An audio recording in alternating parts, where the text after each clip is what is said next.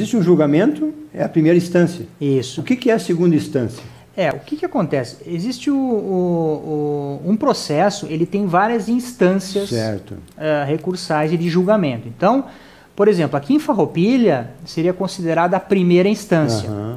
Porto Alegre seria considerado a segunda instância, ou seja, o Tribunal de Justiça, o Tribunal Regional Federal, os desembargadores julgariam o processo em segunda instância. Então, em tese, o que estava vigorando e está vigorando até agora é o entendimento de que o condenado já em segunda instância, ou seja, já em Porto Alegre, recorreu uma vez, após o julgamento desse recurso, se ele for condenado, ele tem que ser preso. Certo, isso é o que estava vigorando. Exatamente, o que está vigorando. É o que está ainda. O que está vigorando até esse julgamento do Supremo. Vai continuar o julgamento, não se sabe se vai encerrar, mas de qualquer forma, sinaliza-se a possibilidade de uma nova mudança de interpretação do Poder Judiciário em relação a essa questão.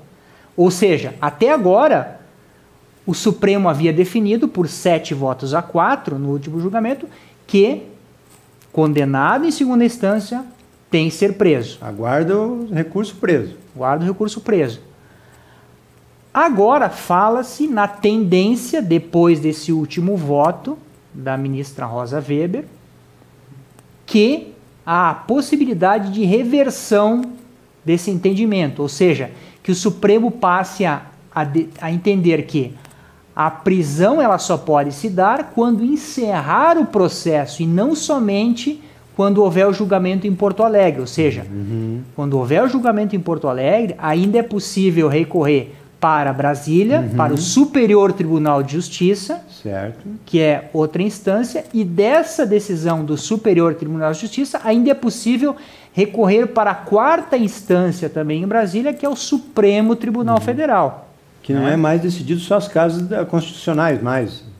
Não era para isso o Supremo? O Supremo, em tese, é para se limitar a julgar questões constitucionais.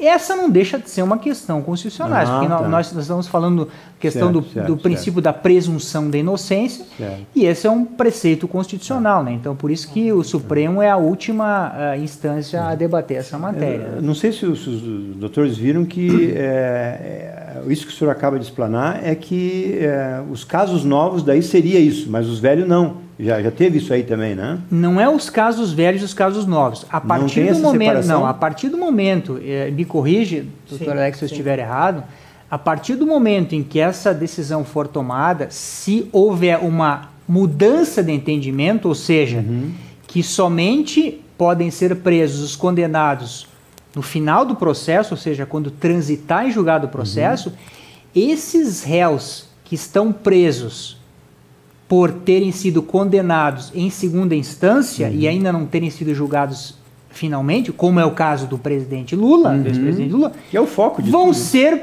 soltos imediatamente. Assim como os Ou traficantes. Seja, nós temos milhares de casos em que presos vão ser soltos em função dessa decisão do Supremo. Olha só.